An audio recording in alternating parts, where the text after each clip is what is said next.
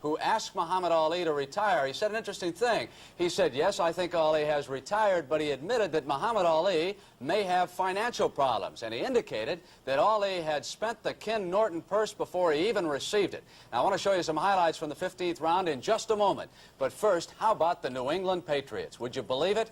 48-17, the Patriots shoot down the Oakland Raiders. They have now beaten Miami, Pittsburgh, Oakland, 3 weekends in a row. Andy Johnson for a touchdown. Patriots score right away. Steve Grogan, what a day he had. Darryl Stingley on the receiving end. Patriots go up by a score of 14-0. Raiders came back at this moment, and it was Kenny Stabler going to you-know-who, Freddie Bolitnikoff, Mr. Moves, 14-7 after the extra point. Then it was the Steve Grogan show. Marlon Briscoe, number 88. Marlon's played for everyone. Grogan back to Stingley this time. Grogan accumulated 221 yards, passing and rushing. Look at this. When he wasn't passing for touchdowns, 3, he ran for 2 more. And we'll show you another one. He rushed for 56 yards, passed for 165 yards. He just busts right into the end zone. He did everything all game long for them. And finally, Jess Phillips, who's been with Cincinnati, New England, and Oakland, broke free and got in again, 48-17. Patriots a winner. Now let's quickly update you on all the action. Some of the games still in progress right now. Denver leading San Diego 10-0. The Jets in San Francisco scoreless. They're at the half. Miami, the game you're watching, leads Los Angeles at the half. Dallas had to come back. They now lead Seattle 14-13. Houston big right now over New Orleans 31-19. Now all finals. Baltimore 42, Tampa Bay 17. Green Bay wins its first game for Bart Starr, 24-14 over Detroit. St. Louis dumps the Giants, 27-21. Giants still winless. There's the score again, 48-17. New England goes to Detroit next week. Now, Buffalo got 50 points and 130 yards out of O.J. Simpson. They rout Kansas City. 45 for Cincinnati, 4 touchdown passes for Kenny Anderson, 45-24. Chicago beats Washington 33-7. You all come to the Super Bowl, Chicago and New England this year. And Philadelphia beats Atlanta by a score of 14-13. Charlie Smith with 4:21 caught the winning touchdown pass from Mike Barilla. As you can imagine, the world of boxing was thrown into a turmoil this week with that announcement by Muhammad Ali in Istanbul, Turkey, that he had retired, particularly in the heavyweight division. So we have invited the 2 most successful fight promoters in the world into our studios today. On my right-hand side, Bob Arum, and over here on my left is Don King. And Don, the first question everyone wants answered is whether or not Ali is sincere. Is he finished as a fighter? Well, first you must understand Muhammad Ali. I think Muhammad Ali is a unique and extraordinary type of individual. And every time that he says something, he really means what he says, you know. So it's not like he's unstable or that his credibility is. He's the kind of artist that performs for the people. He's a people's-like champion. And at the time that he said that, I'm certain that he really meant that he's going to retire. Bob, do you agree with that? Do you think that Muhammad Ali meant it when he said it? Well, I sure agree with that statement. Now, but the ultimate question is, will Muhammad Ali retire? And nobody really knows. He's been the greatest champion in the history of boxing. A lot of people hope that he doesn't retire. If he wants to retire, obviously it's his decision. He's given the sport everything he has. But I'm inclined to believe that ultimately Muhammad Ali will not retire. All right, well, let's say for a moment, theoretically, that he has retired. Let me show you footage from what would be his last fight. Now, we're going to pick it up in the 15th round. CBS covered this fight. You'll be able to see it in its entirety the night of October 22nd. Keep one thing in mind. This is late in the 15th round. Muhammad Ali appeared to have taken charge early in the 15th. But as we came down the stretch, then Ken Norton became the aggressor. You can see the time left in the round. We come inside of 30 seconds. In my opinion, and I think everyone else, this was the strongest part of the 15th round for one Kenny Norton. And Don and Bob, I know you were both at ringside, so you noticed the same thing that I did, that as soon as the fight ended, Ken Norton was absolutely certain that he had taken the crown away from Muhammad Ali. Now, focus in on Kenny Norton, what he does. First of all, he is going to insult Muhammad Ali at the conclusion of this round. Then watch and see what he does following that. He'll go over to his corner, jump into the arms of his handler. There he is. You see, he thought that he had won the fight, no question about it. Now, I've got to tell you that both Don and Bob have told me that they agree with the decision. They thought Muhammad Ali won it. Don, let me propose this. if Muhammad Ali has retired, Ken Norton and George Foreman would fight for the heavyweight championship. That seems like the way it would be, but that is not the way I would propose it to be. I have declared George Foreman heavyweight champion of the world. Now, this is not by now an arbitrary or ego trip. This is something that is substantiated by fact. George Foreman knocked out Ken Norton in 2 rounds in Caracas, Venezuela. He knocked out Joe Frazier twice. He has proven beyond a doubt that he's the most formidable and awesome guy out there, so I feel that he should fight Ken Norton, but it should be George Foreman champion, Ken Norton challenger. Bob, would you agree with that? Should we just give the heavyweight title to George Foreman? You don't give the heavyweight title to anybody.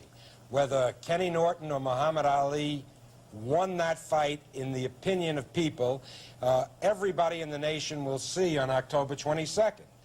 It was a very controversial fight. No question Muhammad Ali won because the officials scored it for Muhammad Ali. Whether the American public and the world public agrees, they will have to make their decision on October 22nd. But assuming that Ali now retires, what I think should happen, and I believe what the boxing associations believe should happen, is that Ken Norton and George Foreman should fight for the vacant heavyweight championship of the world. Rhetoric won't solve this. Don has his own opinions, I have mine. The better man will win when these 2 great fighters, Ken Norton and George Foreman, fight for the vacant heavyweight title, if Ali, in fact, is retired. Bob and Don, both, thank you very much. And again, remember, the night of October 22nd, you can score that controversial fight yourself on CBS. And the NFL Today will continue on CBS right after this word from your local stations. Share comedy with Rhoda on The Single Scene when a hip young bachelor tries to become her friend. Tomorrow at 8, 7 Central on CBS. Open up your eyes, hey, look around you. There's a lot of world you've never seen. The world isn't that far away, you know. On Pan Am, it's only a 747 away, in any direction. Welcome to the world of Pan Am, because they're like to the world.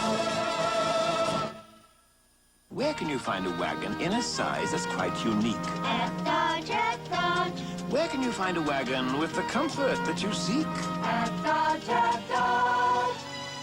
Everyone seems to agree this Aspen wagon is unbelievable. It carries so much more than the smaller station wagons, and almost as much as some of the larger ones. And it has a look that's simply marvelous. Unbelievable. See your Dodge dealer for dependable Dodge service and parts. Channel 2, New York. Irv, if Don King's right and Foreman's champion, then we got a heavyweight title fight. Dino Dennis and George Foreman a week from Friday. Listen, show me some highlights. St. Louis and the Giants. Okay, well, the Giants really made a valiant effort today trying to get their first win, but couldn't quite do it as it didn't hang on long enough, and it went down to defeat at the hands of the St. Louis Cardinals 27-21. In the first quarter here, Craig Morton looks upfield trying to hit Bob Tucker can't do it. Mike sends the ball, picks the ball off, goes in for the first score of the day. The Cardinals win ahead at this point 7-0. The Giants again, this time, Mr. Zonka doing his thing, going over for T, the first of 2 today. Hart rolling out to his right, passes to Jones. The Cardinals get back on the scoreboard and lead 17-7 at this point. The Giants again trying to go through the air route. Morton passing to Gary Shirk, who carries the ball down to the 5-yard line, which sets up this next play for Larry Zonka. Second touchdown of the day. Big Larry goes over from the 1-yard line, and St. Louis still leads 20-14 at this point. But Hart's not counted out here yet as he hands the ball off to Jones. It goes over. The Cardinals are ahead, 27-14. The Giants trying to come back. White going over from the 1-yard line, but not enough, as the St. Louis Cardinals held on to win 27-21. Irv, I'll tell you that Monday night overtime took much too much out of those grand old men of George Allen. Ambushed in Chicago today. We'll show you some of the action.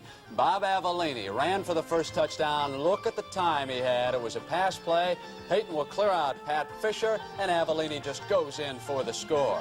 Peyton had a tremendous day, rushed for 104 yards. He could wind up the NFC rushing leader, but Harold McClinton got him here, folks. Clothesline, bingo, flags coming from every place. Out one play, and back he came. Chicago desperately has needed a wide receiver. James Scott, formerly of the Wiffle, he may help him out. Here he is catching a touchdown pass. Joe Theismann replaced Billy Kilmer for George Allen, but on this pass, it was tipped by a tight end, and Doug Plank came right out of center field, brought it upfield and set up a touchdown. And watch this run here by Walter Payton. This is why the Bears are beginning to think the future may be now. Hole jammed up, goes to the outside for a touchdown. 33-7, Chicago a winner.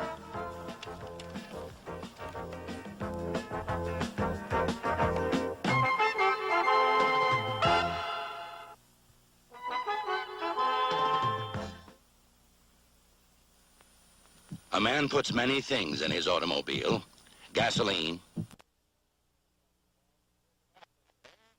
It's been around the NFL so long that both of us played against it. And you know, there's a crew cut under that helmet. I know you can't tell it from here. I played golf with him, and if his family turns out, he's got a gallery that looks like Augusta. He's got about 20 people in his family. He's a great guy. That, of course, is Earl Morrill. He's got a son who's a monster and quite a football player, too, an offensive tackle. Pat, can you believe that the rushing statistics would be like this? 170 for Miami, with Malone with 94, and the Rams have only 65. Oh, I and can't the Rams have had to throw so much. 164 yards passing, 29 for Miami. That's 19 passes the Rams have thrown in the first half. That's half a season usually for them, the way they rush the football. Of course, keep in mind again that Miami, for the most part, has been playing with a five-man front. A five-man defensive line designed to shut off that run. Tom Gerdine and Dwight Scales back deep for Los Angeles. And, of course, Garo Yepremian to kick off. And also keep in mind that the Rams play the second half like it's World War III. They have been overpowering in the fourth quarter particularly. Yepremian hits a good one. Scales at the goal line. And he swings to his right and now back to the left. Hit by Mandich. And Scales gets out of bounds, and after all that running, got only back to about the 13-yard line. They're going to have to tell the rookie to stop fooling around with that, bring it up, get to the wedge, try to get it to the 30-yard line, and then bail out. Let's see if the Rams have done some X's and O's on that chalkboard at halftime and have come up with a way to block the five-man front and figure out when the darn Dolphins are in it. Maybe that's the big confusion. Looks like it's going to be a four-man front this time. That's exactly what it is.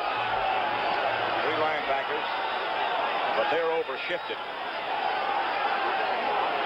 Still the same offensive setup for the Los Angeles Rams. James Harris still the quarterback. And he gets back to McCutcheon. McCutcheon trying to find some running room, can't make it. Tackled by Charlie Babb, who takes him out of bounds. Actually, the Rams would probably be better off to go ahead and block it like it's a 5 and block that linebacker that stands up and just consider him a defensive end and go ahead and sweep that way and block it like it's an overshifted 5 and stop trying to make it maybe more difficult than it really is. One other interesting statistic on 2nd and 8 now for Los Angeles, of the first half this is the fact that the NFC's leading rusher, John Cappelletti, had only 3 carries and picked up only 10 yards.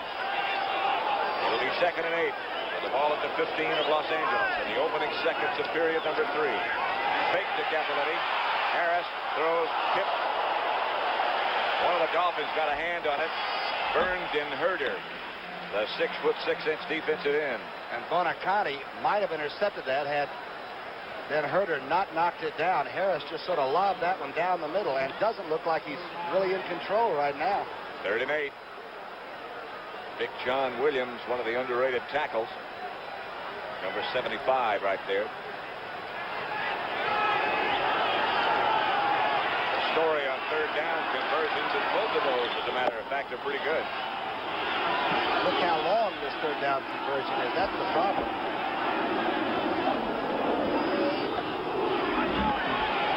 Harris keeps Cappelletti back there with him and fires. He's got McCutcheon. McCutcheon swings down the middle outside the 40, and of course it's a Ram first down.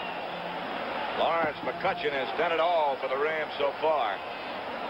And he comes out of nowhere. He'll come to the left of your screen, and watch Gordon look for him, number 50, and all of a sudden 30's in there, running flat 3, and everybody begins to scrape and backhoe, as they say. Boy, he is some kind of an athlete. At least they surrounded him. McCutcheon caught 4 passes in the first half alone. That's number 5 he just caught. It's first down Rams. Ball at their own 41-yard line. And hold it a second. The Dolphins got confused on how many men they had on the field and had to take a timeout in order to avoid a 5-yard penalty. They had one too many. That's when you know your defense is really mixing them up, right? When you fool yourself. A couple of times it looks like they've gotten away with 12 men on the field.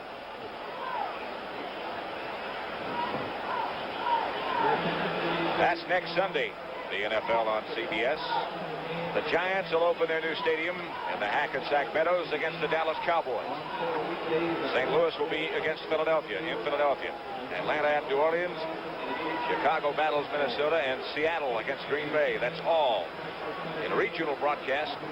NFL next Sunday on CBS. How about Chicago against Minnesota? We wouldn't even consider that game. That Party's got that bunch really knocking people. Minnesota's got to play Pittsburgh between now and then. And Chicago just demolished Washington today, so that game takes on a little extra character. First down.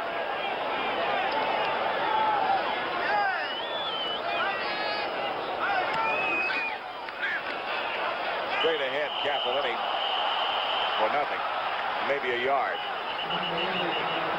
There's Toll. Look at him. He claims he's gotten the football. And he is mad. Now, he's a broadcast major from KU. He ought to be able to make his point. Look at him.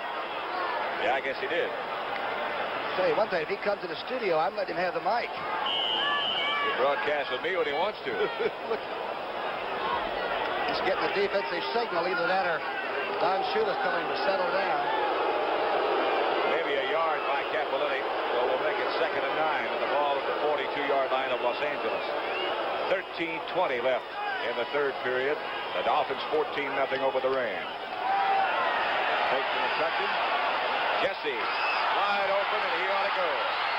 Ron Jesse, touchdown, Los Angeles. And the blocking, so this pass was made possible. Incredible.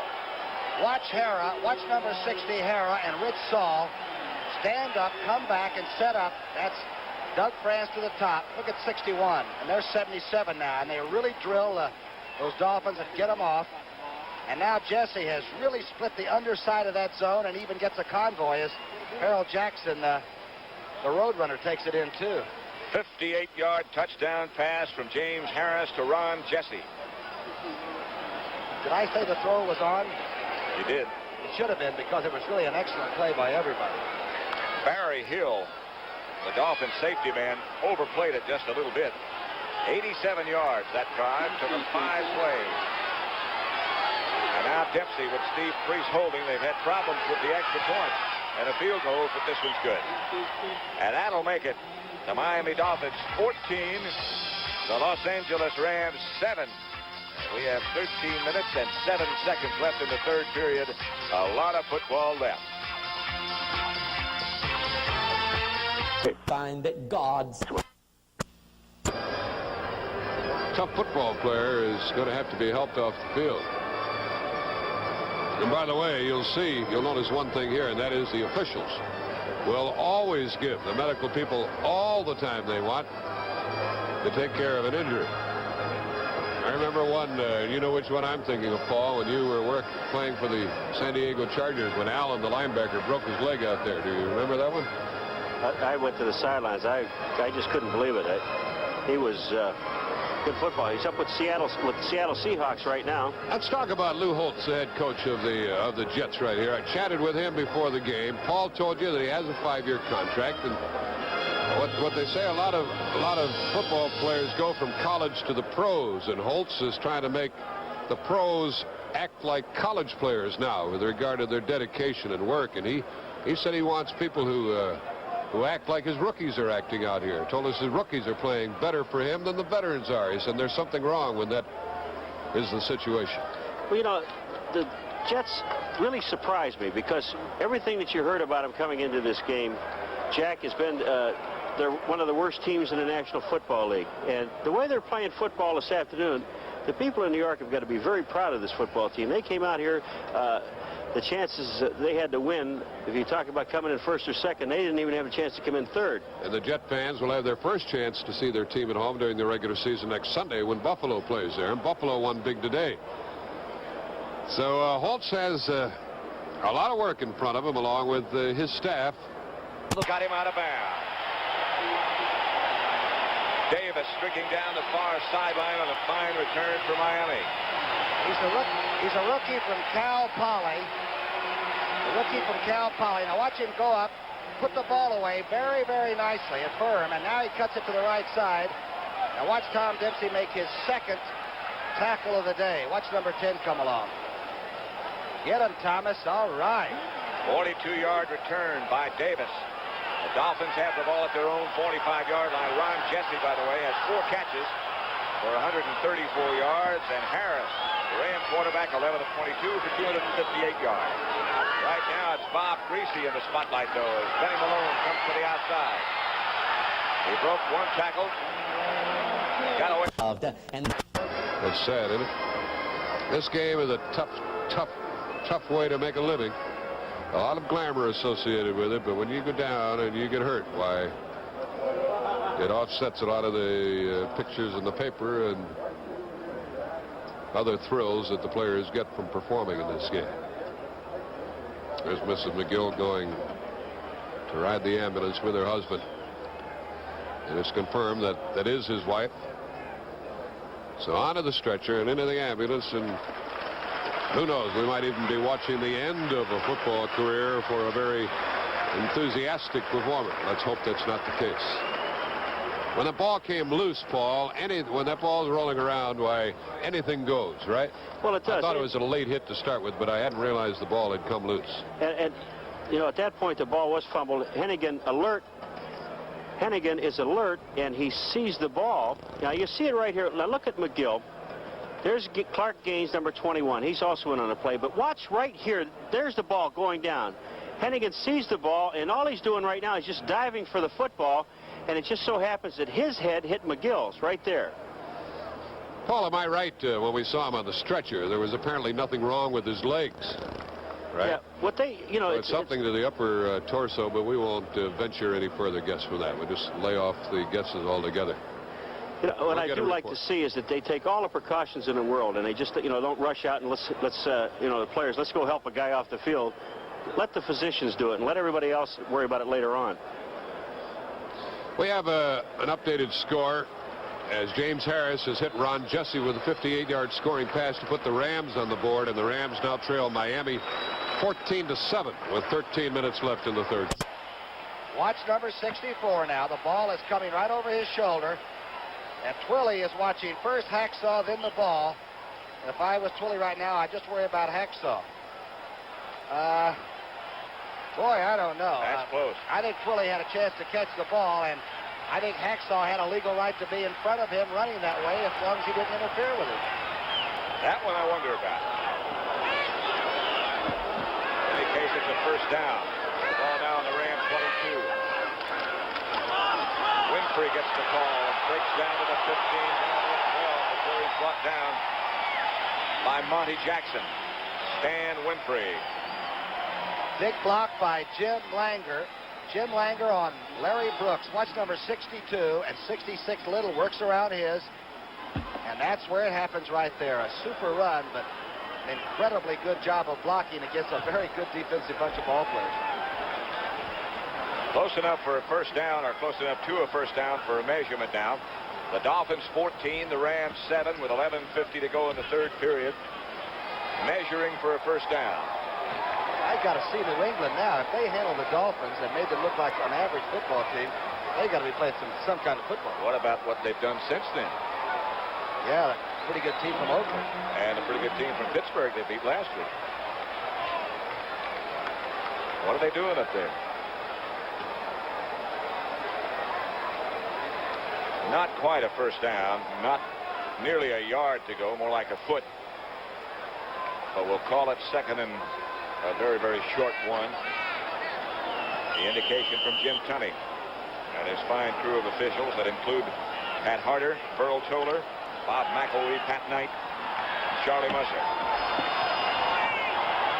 Second and short. Look out for this one.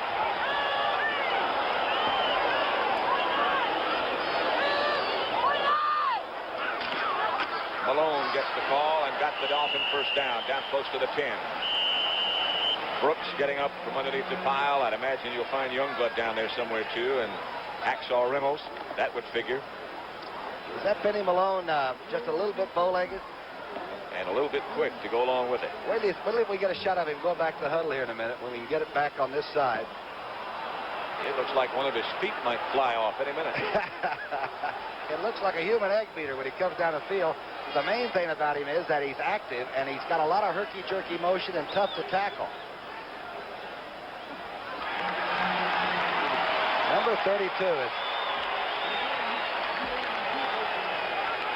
It is first down yardage by Benny Malone. And the Dolphins have the ball at the Los Angeles 11-yard line. The Jets and San Francisco in the third period. The score is 0-0. By far the best effort so far by the Jets. They were shut out by Miami last week. Right here. First and 10, Miami on the Los Angeles 11. Greasy's going to go, and he's got lots of room. Down to just shy of the 1-yard line. 5 years ago, he would have challenged those tacklers. Pat, the main thing is, if you go too early, you're in trouble. If you go too late, you're in trouble.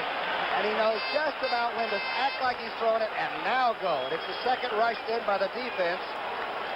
And now he knows that he's really pushing it now. They want him so bad to stand up. He got very close to a first down yardage. Jackson and Perry made the tackle. I don't know what the odds are for a quarterback to run 3 or 4 times against the Rams and get away with it. Very slim. Trying to getting all the kinks out of the chain now. What a drive this has been. Has it been? Because the Rams had just scored, made it look easy, and now they come back with a good return, and Bob Greasy has them moving, and they are in control again. Second and inches, the situation. Ball's at the 2-yard line, just inside that. We have 10 minutes and 41 seconds left, third period. The Dolphins lead the Rams 14-7.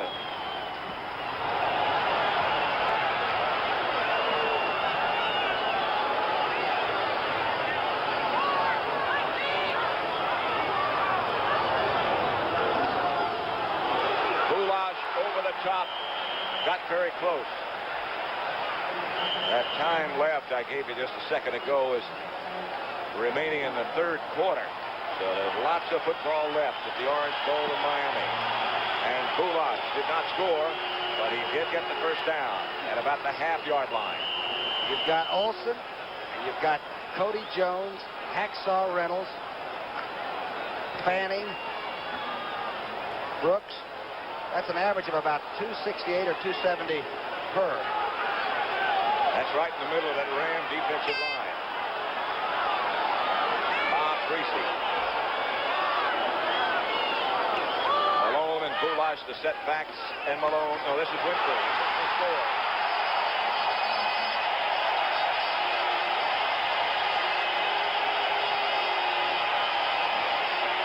Andre Tillman to the top of your screen, the big tight end, and Larry Little leads him through the hole. Look at that. Look at 66. That is Jim Youngblood that he just shadowed. All right, Watch same play, different view. Good block by Goulash, too. Look at that Little. Wow, blows him right out of the hole.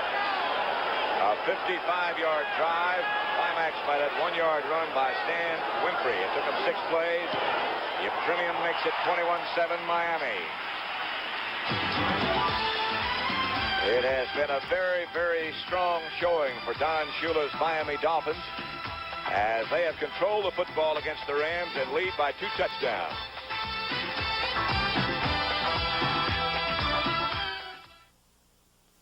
As a Sir Walter Raleigh smoker, I know... A bit with the linebackers. You're just dropping off too far. When you're down to a situation 3rd and 4 and 5, when you drop off and there's a back that you have to cover, you've got to take him on. You can't get too far back beyond the line, beyond the first down yardage, so you can make that play. You got to force him right away. Just come right up on the back down out of the backfield. Especially on 3rd down.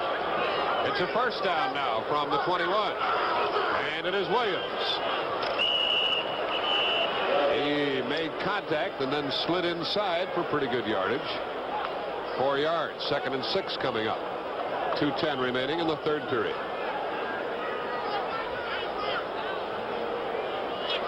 That batted pass is the one that might do the Jets in. Washington goes to the right. Willie McGee comes left. The tight end is Mitchell. He's on the left side this time. Second down and 6. Williams again. And the hole closed in a hurry as Ed Gallagher got to it. With Richard Neal in on the action. Boy, Gallagher is strong and fast. He was back to the inside, moving down the line, going towards the off-tackle position. When he saw Johnson cut back to the inside, he made the tackle. Just a good play. Williams has run for 50 yards and 15 carries at his third down and 3. He threw in this spot a while back. Plunkett did. This is a delay to Sammy Johnson, and it'll be 4th down. So, not necessarily a very popular call at the Orange Bowl. But it's just as good as if they recovered it. They think they should have it, and the feeling is, hey, look what we just did. They didn't give it to us, but by gosh, we showed them who was boss. Now watch Scales. He decides to stay behind the wedge this time. No fooling around. And watch these people in those marine green jerseys come through there. Yeah, it's down. It's legal. They kick it out right there and go after it like piranha.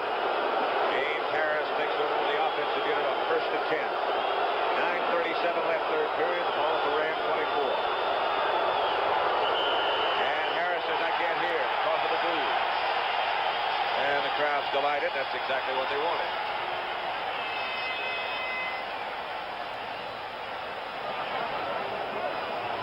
There are no extra seats around here today. About 68, 70,000 on hand at the Orange Bowl to watch the Rams. It's a natural rivalry, Los Angeles and Miami. Let's face it. You know, who has the best oranges? All of them. You know, when the Jets were here last week, they complained about the heat. Lou Holtz said he hadn't practiced in a day over 70 degrees. Of course, he got shut out 16-0. I know Miami has better oranges than New York. Oh, yeah. And again, the chorus of boos coming. The crowd at the Orange Bowl, and Harris sets his offensive unit down. Perhaps trying to call an audible. He gets McCutcheon. McCutcheon was chased behind the line of scrimmage, got away from a couple of tacklers and 2 or 3 more. John Andrews had a chance behind the line of scrimmage. Larry Gordon finally made the tackle. Pat, it looks like against that 5-2 that somebody's pulling and nobody's sealing down that interior lineman. And McCutcheon is probably going to be the one that says, hey, fellas, do we know what defense they were in? Because that's like getting run over at a railroad crossing. He got 8 yards, most of it on his own. Second and 2 at the 32.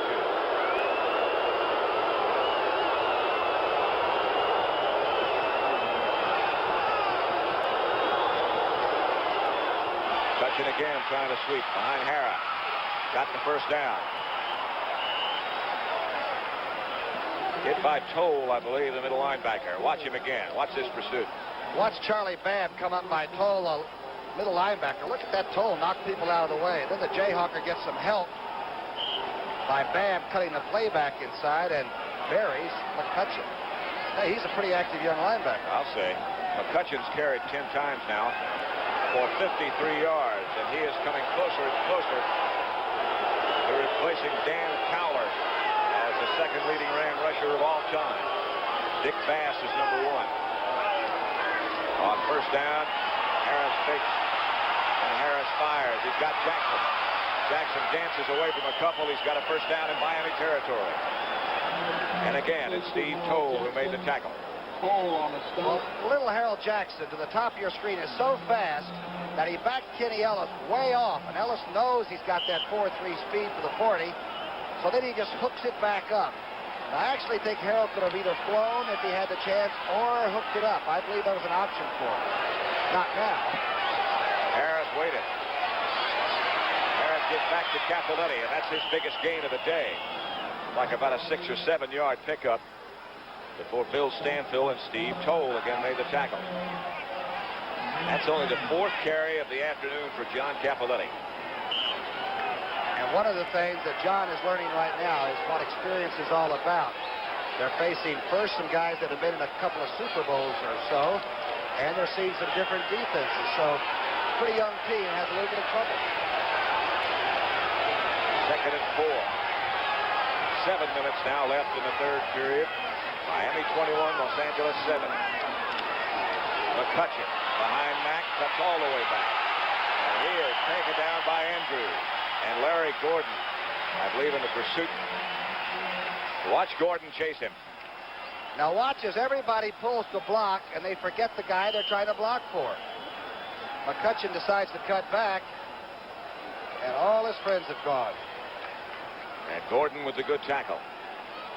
They say he makes mistakes. Gordon, I mean. But they also say he learns rapidly. Bring back unused portion. He does a pretty good job. Yes, he does. 3rd and 4. The Dolphins have 5 defensive backs in the game. Brian Salter, the extra one. Cappelletti Malone set back to the Rams. Harris on a quarterback draw. And he might have taken too much time. That's what it is. The man in the downfield, the official that's downfield that's in charge of that 30-second clock.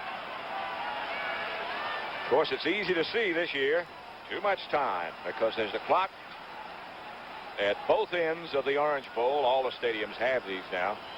That indicates to the fans as well as to us that they have 30 seconds to get underway.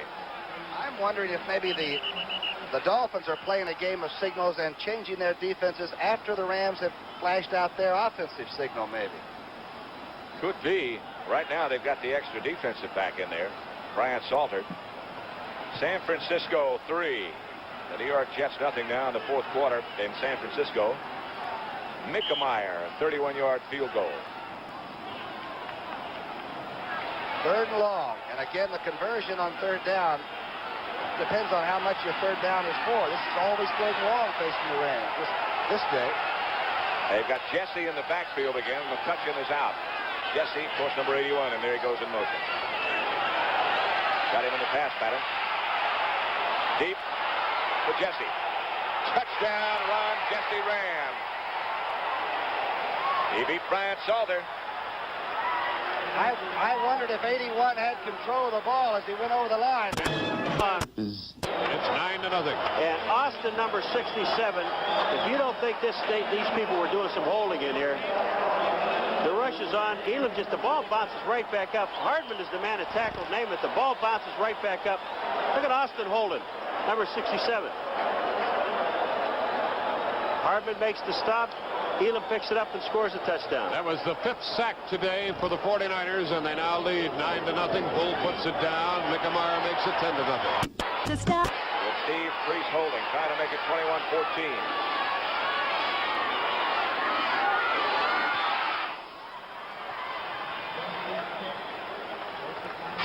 So the combination of James Harris and Ron Jesse have hooked up again.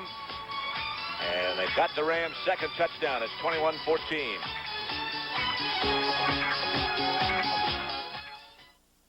Are you like me? Crazy about cars? He works for him, you know. That machine of yours? Camera with Weekend Sports. Quarterback Steve Grogan engineered the route by running for 2 scores and throwing for 3 more. 2 TD passes went to Darrell Stingley, the 3rd to Marlon Briscoe. Patriot fullback Sam Cunningham ran for 101 yards and caught 5 passes for 94 yards. The Patriots are 3-1. Oakland lost its first game in 4 starts. The much improved Chicago Bears socked it to the old little boat. He might not. Next to it, we have a snake plant. Really hard to kill. As the Bears handed the Redskins their first loss. The Bears... Now, I'm mentioning this. I draw the card, brother. Even concentrate. She's befit. Little north of 137th Street, Delafield provides... See you. You bet. Doing with that thing. Here's the call closest to you. And Louis Giamona at the top of your screen. Okay, Pat Knight, and there's Jesse reaching for the ball. Now, Pat Knight is the official. Watch this. And he sees those feet go together there. And if the ball is in control and he says it is, it's a touchdown. And the arms go right up. Dempsey kicks a high kick in the direction of Winfrey. He decides to let it go, and Davis finally picks it up. And Davis slips down, shy of the 20-yard line, and a flag goes down. Looks like clipping against Miami, and they are going to start from deep. And it's going to take another greasy drive to sort of set the Rams back. It is holding called against the Dolphins.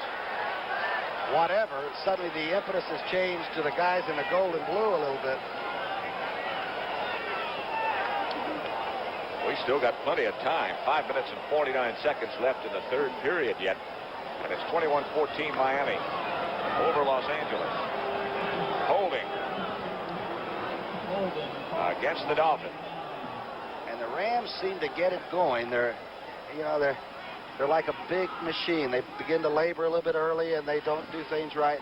But by the fourth period, when they find out what you're doing, if they can decide, they can play pretty good football. The fourth period, at least so far in this season, has been their quarter. Here's Bob Greasy on first down. The ball at his own 9-yard line. The pitch back to Malone. And Malone did well to hang on to the football. Stopped by Monty Jackson, the right cornerback.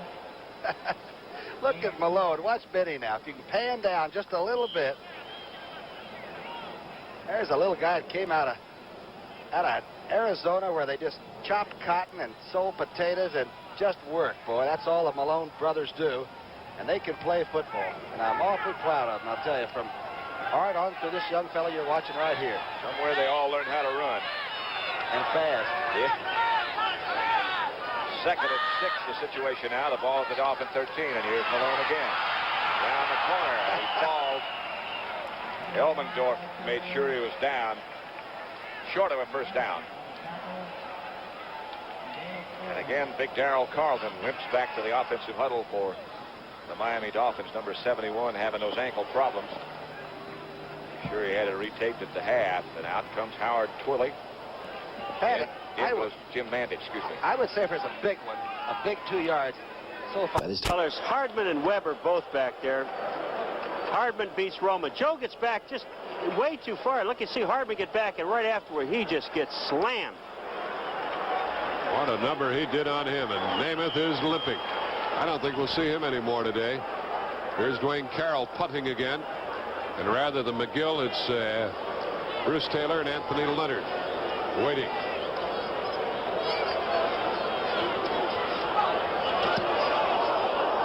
Not too deep, but high in the air, and it'll be well covered. Oh, it's been touched, and it's a free ball. And it belongs to San Francisco. They got the break. They got the ball back. Jazz Jackson was down there, but Bruce Rhodes got it back for the 49ers. Holding right there. It looked like Tillman, maybe, the tight end, huh? Against Isaiah. That is an unbelievable goddamn call. In the Bible, they tell you not to hold Isaiah, don't they? I think so, and that again is the voice of Don Shula you just heard with those comments on the sideline. Offense. Offensive. Number 88. Half the distance to the goal line. Jim Mandich was the violator that time. Don Shula again down talking to the officials. Now it's going to be 3rd and about 11. Now, do you throw it, Thomas? Oh, gosh, and the Rams have just come back and put 2 on the board in the third period. I would certainly be very careful here. I think they'll be willing to go ahead and punt the football out. I would think so, but let's see. You saw that 10-0 score, San Francisco. Bulash tucked the ball away safely. He hasn't fumbled all year, recall. And we'll see Larry Seipel. And yet, as soon as you become so conservative that now you start doing this, you lose whatever edge you build up in that first half. You see Big Darrell Carlton limping off. There is the sure-handed one. Jim Bertelsen back in. Colonel Wing of the African and will meet all time, they say. And before you know, you just hang it up. Thanks. He isn't. But Seipel deep in his own end zone. Hangs a high one in the direction of Bertelsen. He's going to try to run it back. Jimmy Bertelsen shakes one tackler. Gets into Dolphin territory down to the 46-yard line after a 41-yard punt by Larry Seipel. Stopped by Norm Bulash. Take a deep breath. And take all this in now. The CBS Sports Spectacular next Saturday at 4:30 p.m. Eastern Time has the World Light Heavyweight Championship. Here, Plunkett, one of the few he's run today.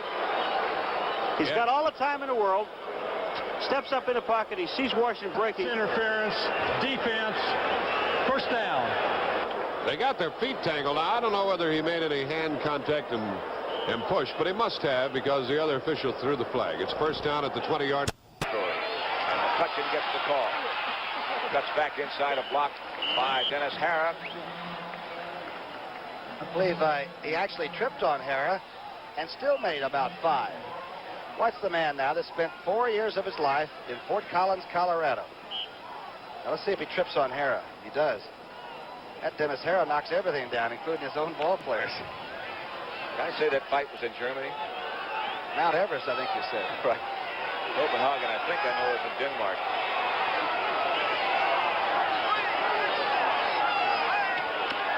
McCutcheon again. Got a couple of blockers out in front. Gets around the corner and spins close to a first down. Bill Stanfill made the tackle. Notice how Harris is going on a little bit longer counts.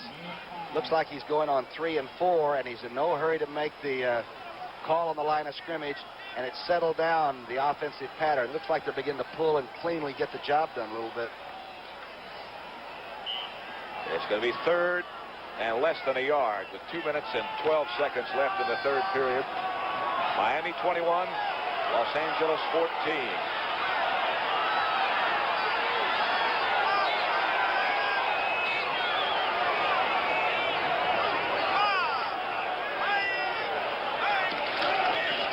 McCutcheon, the workhorse, got the first down. He paid for it. Pat, he paid for it. Den Herter really stuck him. The 6'6" defensive end from Central Iowa. Can't believe all he ever played was basketball. Watch this, though. I think it's Den Herter or maybe Toll, the middle linebacker. Capoletti goes through the hole and gets cracked. I believe it's Toll, that young linebacker, that did most of it. McCutcheon got the first down yardage he needed, but nothing more. McCutcheon goes out, limps out, in fact. And the tandem of setbacks now for the Rams are Bertelsen and Capoletti.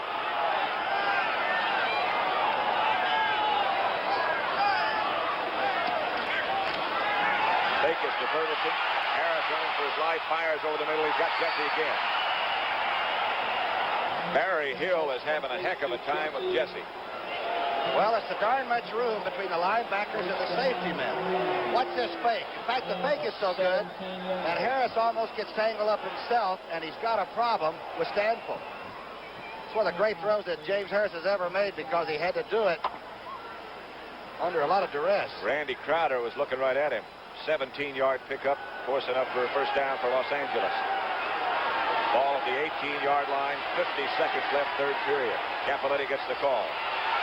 Cappy might have a little room. Fakes one. Good tackle by Ken Ellis on the outside.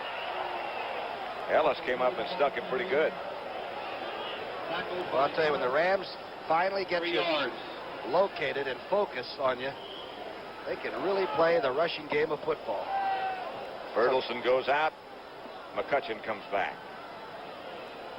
Bonacati is not only a great linebacker and going to be a heck of a broadcaster, but he's also a lawyer, isn't he? Yeah, practices here in Miami. There he is, number 85. Harris, the pass. Protection is good. Bob Klein jumped, fell over a couple of Dolphins and couldn't come down with the ball. Is that your friend Barry Hill that was up on top? I think so. Number 44 was... Klein is about 6'5" tall anyway. Big guy from Santa Monica. Now watch this. It's a jump ball. That's the NBA stuff. That's Barry Hill landing on head. Brian Salter goes into the defensive unit on 3rd and 7 now. And Bonacati comes out.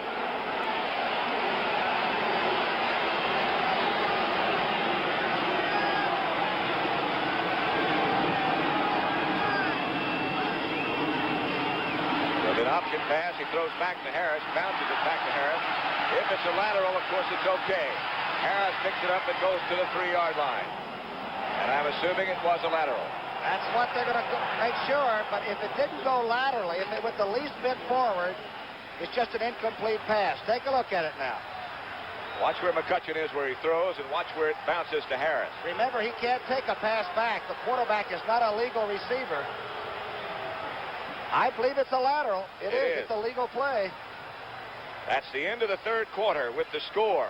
Miami 21, Los Angeles 14. We now pause for a word from your local station. Sideline. Dragging that right knee a bit. To the left, it's David Knight. Picone to the right. The give is to Marinaro. He broke a couple of tackles and gained about 9 yards on the play before Mel Phillips finally put a stop to it, along with Dave Washington, the linebacker. Marinaro actually has been on the only offense that the Jets have had all afternoon. In his 5th year now from Cornell, and he has gained 94 yards in 16 carries. It's a good day's work. 2nd down and 1. Todd, the rookie from Alabama, 6'2", 210.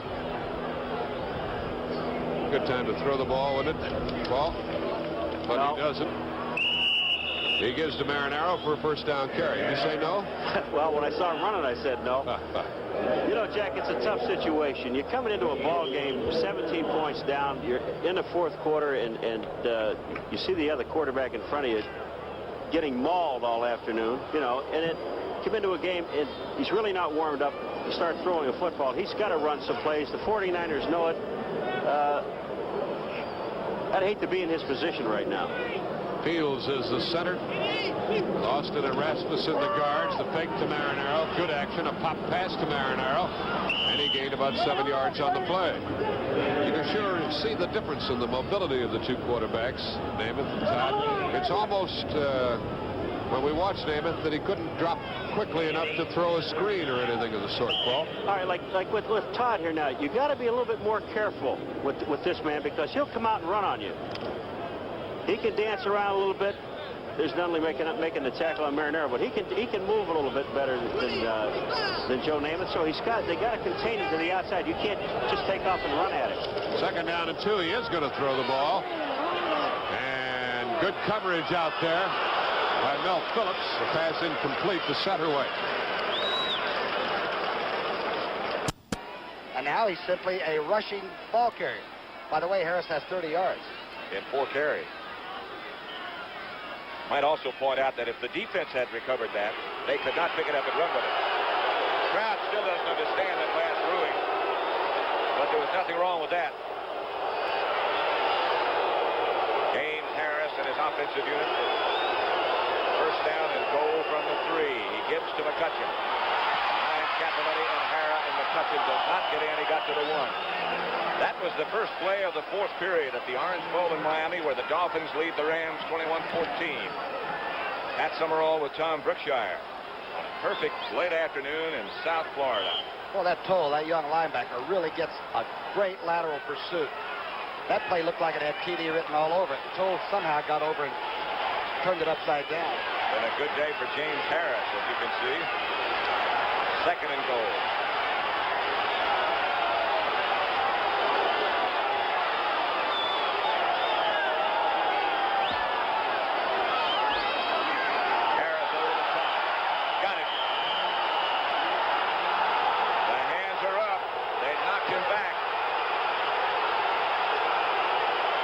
Look at Harris helping get some of his linemen up. He helped Doug France up.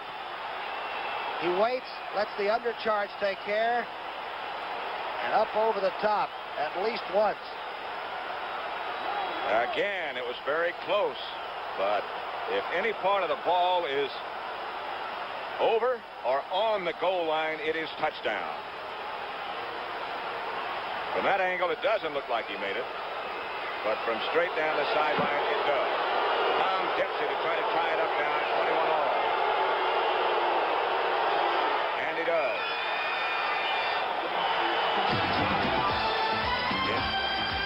It is the Miami Dolphins 21, the Rams 21. Harris and the Rams took 9 plays to go 46 yards to tie it.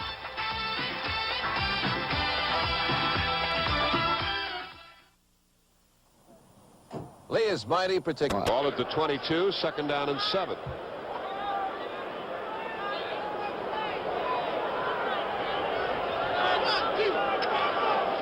Todd straight back. Look out, Richard Todd. He throws. Was it caught? Yes, it was. It is first and goal to go. David Knight, with the defender Jimmy Johnson hanging all over him, makes it first and goal from a yard and a half. Oh, look at this. You talk about a perfect pass. He's got good protection. Hardman's coming from the backside, but Todd gets this off. Johnson's there, but look at this catch. It's perfect. Now we'll watch Al Krivas, who just checked into the line, the second-year man from Boston College, blocking number 71. He's sitting there blocking Hart, that's they call that slam dunk across the side of your head, isn't it? First and goal, and a touchdown for New York with Marinaro going across. Marinaro with a touchdown. And nothing will give a young quarterback more confidence in his team and in himself than being put in a situation like he was here, Todd, and move your team the whole length of the field and score a touchdown. Look at Namath give him 5. Says, nice going, kid. The extra point attempt by Leahy, attempting to make it 17-7. 7:21 remaining in the game. That is blocked.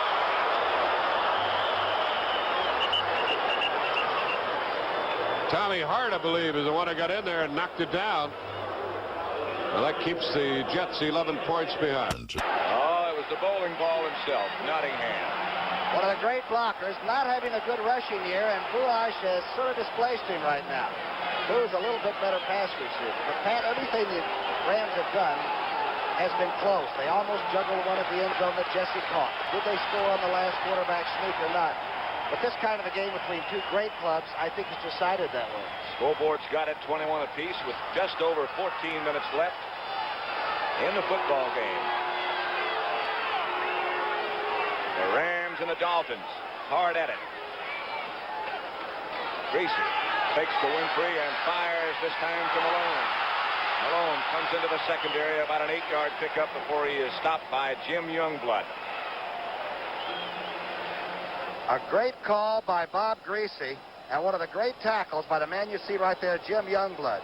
Here's Jack Youngblood, no relation, putting the rush on. And down the field, Jim Youngblood made a heck of a tackle on Malone in the open field. There's Vinny. Coming out of the backfield, he made that pass reception on 2nd and 1 now. 9-yard pickup by Greasy on first down. Bullock, the back closest to him, gets the ball. Bullock gets right to the 50-yard line and a first down. You see him looking? He's looking right by the yard marker and also toward the coach. If he hadn't have made that, he has to look Shula right in the eyes. Shula can look pretty tough sometimes. Now, you've been covering Nat Moore all day, and he hasn't caught a pass. That's right. That would scare me to death. If I was over on defense, I'd be saying, I know they have to go to him in this kind of a game sometime. In the event you might have joined us late, Bob Greasy is playing with a badly bruised and sore finger on his throwing hand. Fires outside. Fuller is knocked loose as he will really pop by Monty Jackson. Monty Jackson, the young man from San Diego State. The top of your screen, a quick out. Most defensive backs just fear the very thought of missing a tackle on this. Watch what Jackson does. Howard Twilley. You won't see Twilley drop too many either.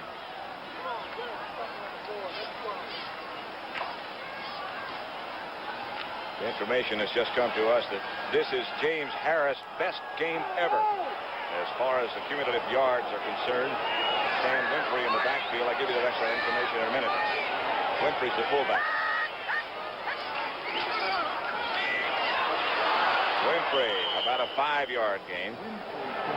Against Baltimore in 1975, James Harris had 294 yards. He's already got 336 today. So it looks like he's well. You know what I like about the way he's run the game, and I'm talking about appreciating a quarterback's play, is that he really has run his offense under awful conditions today. Great defense, a lot of changing fronts. He's been very cool, and as you see right now, it's Greasy who's got to pick up the big third down. Jim Mandich in the game for the Dolphins, and so is Larry Seifel. Seifel, number 20. Out of the backfield he comes. He's to Kulak. Kulak overthrown. Isaiah Robertson right with Boo. That's Bill Simpson who's down the field. Too far out for Euphremian. Seifel will stay in and punt. And keep in mind a point that Tom Brookshire made earlier in our broadcast. Seifel can run with the football. And this is a good spot on the field to take off with it, too. Seifel, in addition, is a fine athlete, fine enough to pass as well. Bertelsen back at the 10-yard line for the Rams by himself. He's a fair coffin corner kicker. That would be the ideal thing to do right now, is to try to drop it in the corner.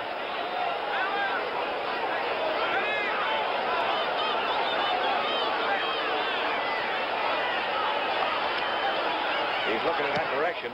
He hangs it high. Bertelsen goes over to look. Not very effective. It went out of bounds at the 24. And that's where the Rams will take it over. Now they move up to the 25-yard line where the Rams will take over. We have 11 minutes and 42 seconds left in the fourth period at the Orange Bowl. It's 21-21 between the Rams and the Dolphins. Linebacker number 50 getting him along with Hardman. 4:40 left. Well, the reason I said punt there, Jack, is that they are 11 points ahead. That means that the Jets have to score 2 touchdowns. A touchdown and a field goal just wouldn't help them. David Knight comes to the left, and Picone is to the right. Caught on second down, fakes the delay, and throws on the screen. What a toss that was to Marinero. Marinero still going across the 40-yard line. What a play by Richard Todd, going down, and he threw a sidearm curveball to Marinero. You gotta love that play.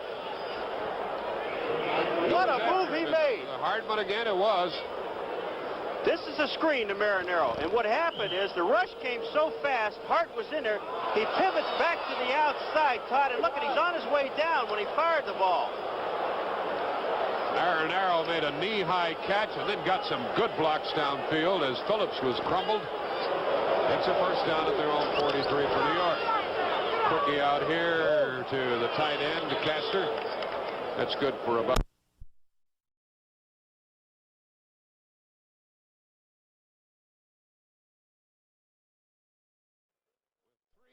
minutes, 3:27 left. Vanderbunt chased him out.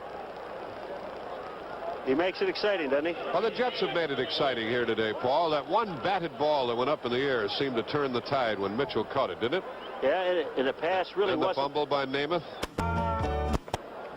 See, the athlete can do everything at about 3/4 speed, and it's faster than just darn near anybody else or anything else. That's just what he did. He's supposed to throw it. Nobody was fooled. He puts it away.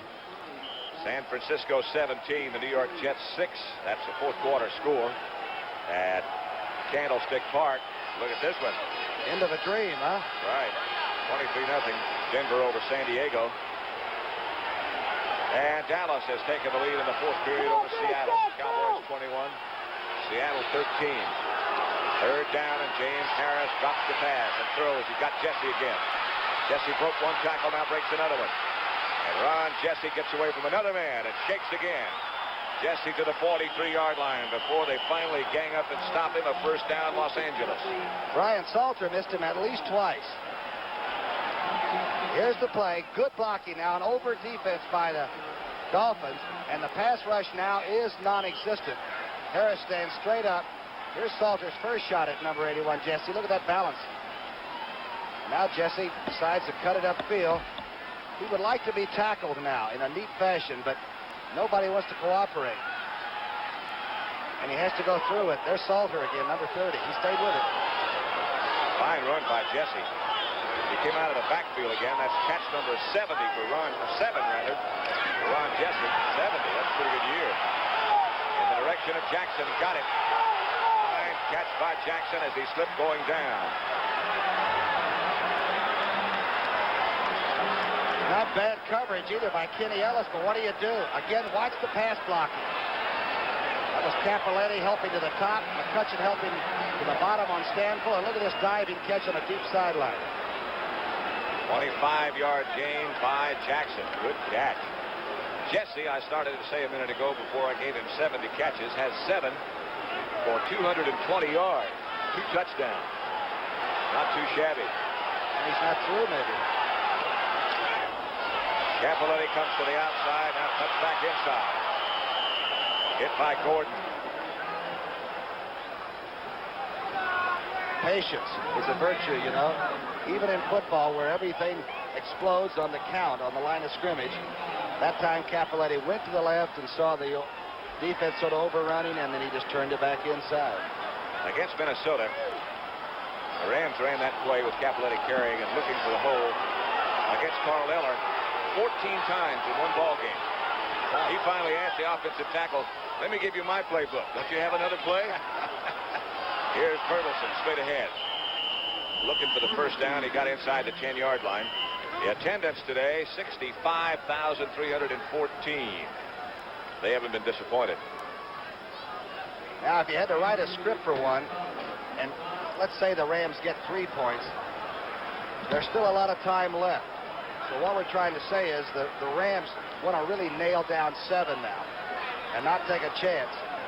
Because as we've told people before, if you're thinking about an early dinner, this could be one where it might be a little bit longer. Could be. 8 minutes and 21 seconds left on the clock now. 3rd and 2. Cappelletti right behind James Harris. But McCutcheon gets the call. McCutcheon's got the first down. Touchdown, Los Angeles. Lawrence McCutcheon sweeping to his left, scores for the Rams. All right, here's this 206-pounder. Look at Max inside, Doug France inside. Good blocks that cut off the pursuit. Now the feet take over. Just inside the flag. No problem. That good block by Tom Mack cut down Charlie Babb. And McCutcheon got it in. It is Los Angeles 27. Miami Dolphins 21. Dempsey and Steve Priest holding, trying to make it 28. Dead center. The Rams 28, the Dolphins 21. McCutcheon, 9-yard touchdown run in a drive that went 75 yards and took just 7 plays. The Rams lead by 7. The Cisco line is just crumbling those quarterbacks. What you do is you grab a guy like Knight when he comes back in the huddle and you say, look, if I want to stand back here and get killed, at least you can do is catch the ball when I get it to you. 2nd down and 10. 2:08 remaining in the game. Score 17-6. The 49ers on top. Satterwhite goes to the right. They play another game, and there goes Elam. Fumble, kicked by Hart. Loose ball, Jets have it. Way back inside the 35-yard line. Rasmussen recovered it. Hart was trying to get out it, and he kicked it. Elam came looping around from the outside, and he nailed him again. Well, Hartman and Elam and Webb and Hart have been shaking hands all day, congratulating each other. Jack, what's happening is Rasmussen and Roman, 2 people on the left guard and tackle. We'll get to it in a second. Yeah, the Rams have gone ahead of the Dolphins, by the way, 28-21 in the 4th quarter. I don't believe that's... No, I'm not going to comment on it. I don't think it is. Can you sing? No. Is there a song? Oh, see there. You look like Vaughn Monroe. Monroe. Stay out of wardrobe, right? Here's Tom Dempsey. Again, it's a line drive kick. Again, taken by Nottingham. Nottingham hit by Thomas. Gets out to the 38-yard line where the Dolphins will take over. Dempsey really having a problem with his kickoffs. Tough team, though, to catch up against. Oh, yeah. Real tough team to try to load it up. The only thing that's great about Bob Greasy is that he doesn't try to do it in one play anyway. Now, if you try to do it in one play against a team that rushes the passer as well as the Rams do, then you're going to have a lot of problems. And it's 1st and 10 for Greasy in that offensive unit. Goulash and Malone, the offensive backs, with 7 minutes and 55 seconds left to play. Here comes the blitz. Outside Malone, and he fell down. Boy, was that ever set up. How did Youngblood, how was he the one that came over and touched down Benny Malone? Now, again, that's regular grass. Benny just got everything all tangled up. Yeah, some blockers in front. Oh, he did. Now watch Jack Youngblood. Being picked up here by Boulash. Get us a screen. Now the ball's already gone. Most guys would quit, right? Not the darn Rams. Dreyer goes over and he's got his buddy there watching, making sure. Play lost 4 yards, so it's 2nd and 14.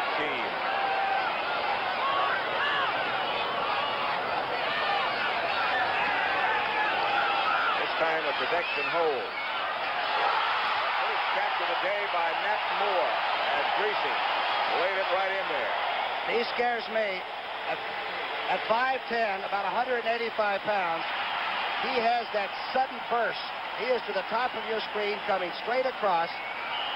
And watch where he catches it. He doesn't even see or hear these people. He's a fearless, fearless little receiver, I'll tell you. He is tough. Played his high school football right here in Miami. Then went to the University of Florida. 19-yard pickup. The Dolphins are in Ram territory with just under 6.5 minutes left to play in the game. Easy back. Again, good protection. Firing deep this time again for Moore. He's out there. Touchdown.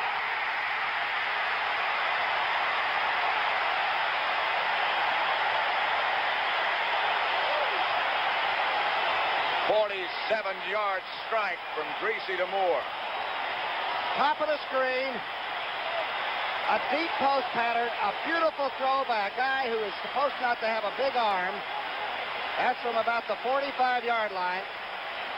And I mean, it is a spaceship. Watch the catch. Matt Moore's 17th catch of the year. That's 51.5 yards right on the button, and I mean on the numbers. What a strike. And now Euphemian with a chance to tie it up. And he does.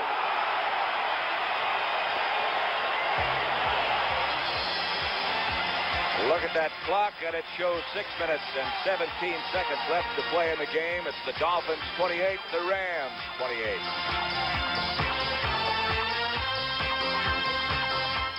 For an injury report on Namath.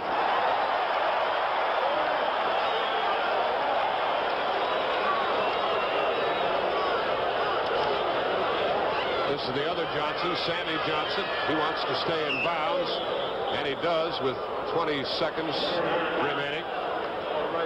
And now the Dolphins have tied the Rams 28-28 in that game. I will check and see how much time is left. I guess about 4 minutes remaining in that one.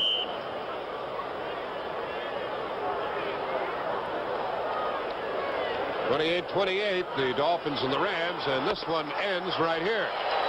So after a scoreless first half, the 49ers, with Elam picking up a fumble and going on into score, after a batted pass seemed to change everything around, 49ers got on top 17-0. They have won the game 17-6. They have a record of 3-1. Attention, please. Now coming in. Don Shula pacing up and down in front of the Dolphin bench. It's 28 apiece. You know what he's saying to Chuck Knox? Don't get that chartered airliner all warmed up. It's going to be a while. You think about overtime, I'm sure. There's Ron Jaworski standing alongside Chuck Knox. Premium. Don't think they'd offside kick, do you? You think there's this much tension in Cyprus? I suppose so.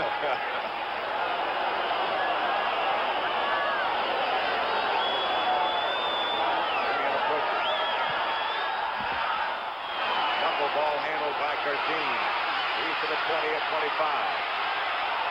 Breaks a couple, breaks another one. And outside to the 32-yard line, maybe the 33. Stopped by Gary Davis. Now you're the quarterback. Quarterbacks say, do not leave the ball in your own territory for the other guys to have, because you can lose it right at the gun, right? Both teams have long-range field goal kickers. Premium and Dempsey both can reach it from 50 yards, although Dempsey's had a troublesome day. 28-28. With just over 6 minutes left to play at the Orange Bowl in Miami. 1st and 10 for the Rams, and McCutcheon gets the call. McCutcheon maybe got 3, a half score. We said it a little bit earlier about Bob Greasy. The great quality I really like in his play calling is that he'll save something. And he'll save a great player like a Nat Moore or a Don Nottingham late if he can use him in a particular way. And boy, that's class. That's poise. I suppose in addition to the fact that you think about overtime, you also think about the fact that there's Bob Greasy. At one point, the Dolphins had to use one of their timeouts when they had too many men on the field. So they only have 2 left. The Rams have 3. Here's Capoletti. Cappy. Swarmed on by Gordon. And Andrews, number 70. And it'll be 3rd down for James Harris. Larry Gordon was the Arizona State football player that you and I saw doing that Fiesta Bowl on CBS that was ejected from fighting. And he was a #1 draft, and that may have been the reason that Shula drafted him. He's tough. He is tough. There's a final score. San Francisco 17, the New York Jets 6. New York teams this year 0-8. Capoletti's had a tough day. Harris has a lot of time. Oh, Jackson is wide open. Harold Jackson wide open, all alone. Barry Hill finally came over and took him down, but Jackson was all alone. How did he get so open? Jarris White lets him go, number 41. You won't see it on this sequence. Again, there's so much time with the 3-man rush. And finally, side straddle hop, Harold Jackson gets the information. Now here you see number 44 come on to make the tackle. But actually, Jarris White, number 41, will show up in just a minute. He doesn't right then. But Jarris White was the one that sort of checked him and let him go, thinking he had deep safety help, and he did that. We got 4 minutes and 5 seconds left to play. The Dolphins 28, the Rams 28. Ball is on the 10-yard line of Miami. 1st down for the Rams. Actually, it's 1st and goal, I believe. Capoletti got no place to go. Finally worked and got 3 out of it. And Barry Hill came up to make the early hit. Well, he did show up in a hurry, the safety man. Again, we'd like to say I don't think it was Barry Hill's fault on the long Harold Jackson pass. I believe the young cornerback thought he had deep help and didn't. They've got to go all the way to the goal line. They can't make a 1st down without making a touchdown. The yard line marker right on the 10-yard line, the other one right on the goal line. So it's 2nd and 7. 2nd and goal at the 7. Harris gives to McCutcheon. McCutcheon is in almost as soon as he gets the football. Now we're getting down to 3 minutes left to play. Score all tied at 28-28. 3 points. Nervous time for Tom Dempsey. 3 points with 3 minutes. And remember, Dempsey's had a very, very hard day. He's had 2 kicks blocked. He's missed 1 outright. And there are no chip shots, right, field goal kicker? Especially not when it's late in the game and the score is tied. Harris now has 436 yards passing. McCutcheon again does not get it, but he's got Dempsey right in front. 436 yards and doesn't have the football game won. It's still tied. 17 of 29 is Harris. By far his best day, and here comes Tom Dempsey. Steve Priest will hold. Again, Dempsey always told me what I try to think about is I'm going to kick it just as hard now and as firmly as I'm trying to kick a 45-yarder. But can you tell yourself to do it that way, Patrick? That's what you ought to be thinking, but that is very, very hard to do. Now, distance shouldn't really be a factor on this one. The hold, the center, and the strokes. And Dempsey, as the 2-minute warning comes out, is going to have a little time to think about it.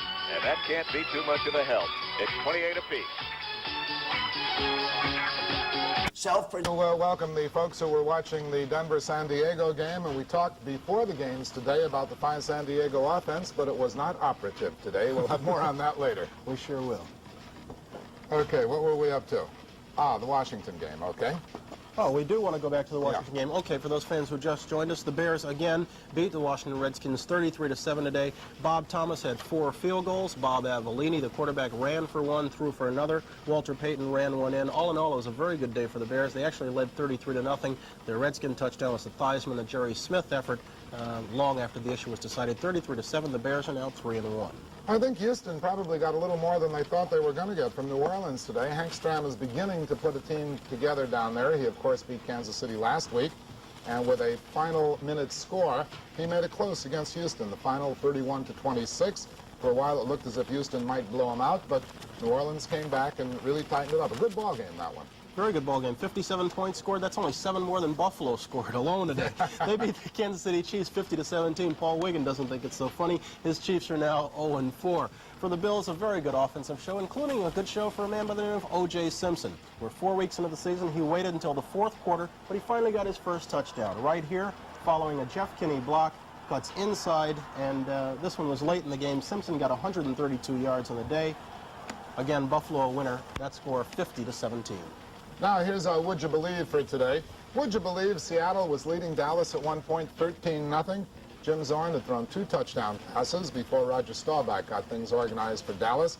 He then threw a couple of TDs. To play because everybody's looking right at you for the one miss maybe. Well, I think it is. Yeah, but you kicked all yours in a snowstorm in the blizzards, right? And I couldn't see, that's why. There it is, boy, and I tell you, he really socked it. Let's see if he makes the signal. Dempsey usually gets Priest. Everybody gets him up. Steve Priest, of course, indicating it was good. You saw it coming just inside the right upright, and Tom Dempsey, who just put the Rams ahead 31-28. You know what he'll do? He'll go back to California and cook Chateaubriand something, about 9 pounds of good beef. And eat it all himself. Eat it all by himself. And Don Shula, whose club has put on quite a performance this afternoon, now a little bit dejected. Now they only have 2 timeouts. Remember that. A minute and 56 seconds left to get the ball in range for your Premium or the possibility of a victory, as Dempsey is now lined up to kick off. Boulash and Davis deep for Miami. This time he hits another knuckleball. The hop comes right to Davis. He butts down a couple, gets out to the 29-yard line. He had to get way down low for that butt. We ought to keep in mind that your Premium can bang them through from about 45 or 48 fairly strongly. So you need, what, 3 first downs, and you still have a chance to have a sudden deather. Director Bob Daly today does an excellent job, and the producer was David Fox. Associate producer Rick Sharp. We're not through yet. No, sir. If you've got the early flight, Mr. Summerall, you better call him up. I do not. The Premium, as you think about it, would have a little bit of a wind at his back if Greasy can get him in range. Moore is split wide to the right and Twilley to the left as Greasy goes back. Twilley. Maybe a simultaneous catch. The Rams are saying they got it. Keep in mind, and Burl Choler, the official, indicating that it is an interception for Los Angeles. And that ought to do it. Monty Jackson, who was it? I believe it has to be Monty Jackson coming from that direction. Here it is. Here's the pass rush, a 3-man rush. Youngblood makes Greasy step up. It's Elmendorf and Jackson who are involved in the coverage. And Elmendorf got the interception. And Elmendorf came in with sort of a sprained ankle. He didn't feel like he was going to be 100%. There he is. There's Dave. It's some kind of a plane flight back to Los Angeles, the City of Angels, huh? After this comeback, the Dolphins led 21-7 at one point. The Rams have the football with 1 minute and 37 seconds left. The Dolphins have only 2 timeouts left. McCutcheon goes to the outside. He doesn't want to get out of bounds. See a flag go down? I think so. Problem is you can almost stall out the clock. What you don't want to do is lose any important players, and they're all important now. In the last minute and a half of a victory, I've seen a lot of guys glide and let up and relax and get whopped. Penalty's going to be against the Rams. Tom Mack over talking. Well, these Dolphins have played some kind of a defensive football game. Except in the secondary. James Harris has had a super day. I think that was from a lot of time, too. I think that, it's a combination of everything. They have defensed the run extremely well. There's the indication. But when Harold Jackson was wide open in the closing minutes of a very, very close, tied-up football game, that's hard to believe after they fought so hard. Now, when the Dolphins need to stop the clock, is when that unnecessary timeout they had to call might cost them. They only have 2 left. A minute and 31 seconds left. The Rams have it. 1st and 23. The ball at their own 41. Caponetti gets the call. Caponetti chased. And Chappie goes down. The defensive unit against the run hasn't let up. Barry Hill and Steve Toll. It's the first time the Rams have ever beaten the Dolphins. Am I correct in that? That's right. The only second time they played. You know all those stats like that, don't you? Really drive me crazy. That's the timeout situation. As Miami just called one of theirs. Now, the Dolphins next week have the Baltimore Colts. I would say a rather ancient rival. And there's Shula. He's not thinking about the Colts yet. And the Los Angeles Rams go against the San Francisco 49ers on a Monday evening. Tonight, some facts about campaign contributions that might surprise you. That's one of the stories on 60 Minutes tonight with Mike Wallace, Dan Rather, and Morley Safer. Think you'll be surprised? How about contributions? Could be. You owe me one. I bet you that Merlin Olsen would start his 188th consecutive game, and you said last week he wouldn't. So after looking at him on the sideline last week, I thought there was no way. All right. Okay, what I owe you? I'll tell you later. All right. There's the offensive line, and they have to share in what was one of the great passing afternoons of all time. And sure do. Boy, James Harris has certainly done that. 436 yards he's picked up. That's unofficial. James Harris, his biggest day as a Ram. 2nd down and 22. Caponetti and Bertelsen, the running backs, and Bertelsen gets the call. The sweep, of course, to take more time. Bertelsen does not get out of bounds. Doesn't want to get out of bounds. The Dolphins may have to call another timeout right here. Okay, I'm going to catch you on one this time. Okay. The all-time passing yardage by a Ram quarterback, though, is not this record of James Harris. It's 400 and some odd yards. Got to be either Bob Waterfield or Norm Van Brocklin. You're right. It was the Dutchman. 500 and something. I think about 300 of it over me one day. Was it against the Eagles? Bob Greasy. Carroll, your premium in front of him. 42 seconds left on the game clock. The Rams 21-31. The Dolphins 28. It's 3rd down. Back to Bertelsen, covering up. Bertelsen cuts back. Does not come close to the 1st down. And with 27 seconds left, the Dolphins use their last timeout. They'll get the ball back for one more series. Would you ever think about putting another quarterback in to throw the last 2 or 3? I guess that would be ridiculous since your other quarterback has put you so close. Like, in this case, I'm thinking about Strock instead of Greasy, or Morrill instead of Greasy. I would think about it, I suppose, because Greasy is supposed to have a bad finger. Didn't look like it on that touchdown pass, and that Moore. Plus, you know, he's been warm throughout the afternoon. Got to stay with him. There's Moore deep back at the 10-yard line. Rusty Jackson is the Ram punter. Number 9. A rookie. Think they're going to try to block it? I think they're going to. That means he's got to get it off at less than 2 seconds. That's what they time him. Jackson standing back at his own 38. Long count again.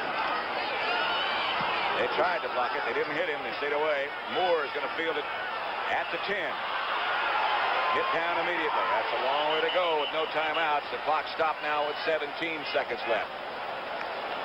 Good punt by Jackson. A couple of nibble plays to the outside and then try to stretch a zone so far with speed on both ends of it that maybe you can get somebody to make a mistake. With no timeouts left, you got to work that sideline.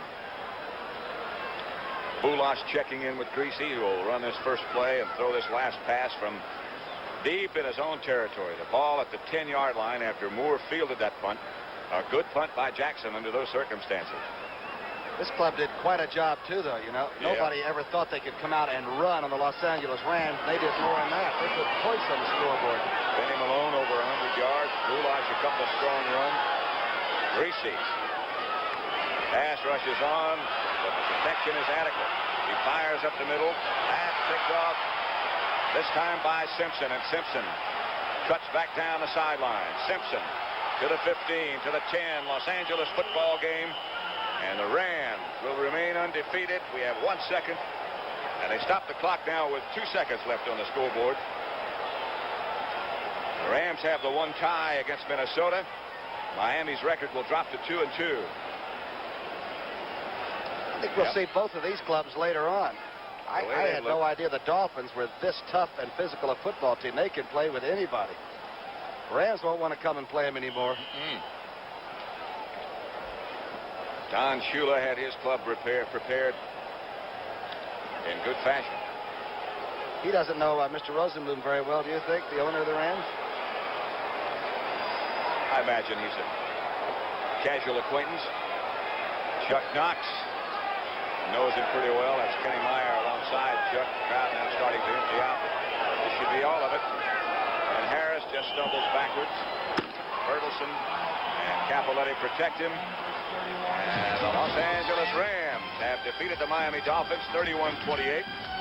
That's the end of the game. The final score 31-28. We'll be back at the Orange Bowl in just a moment.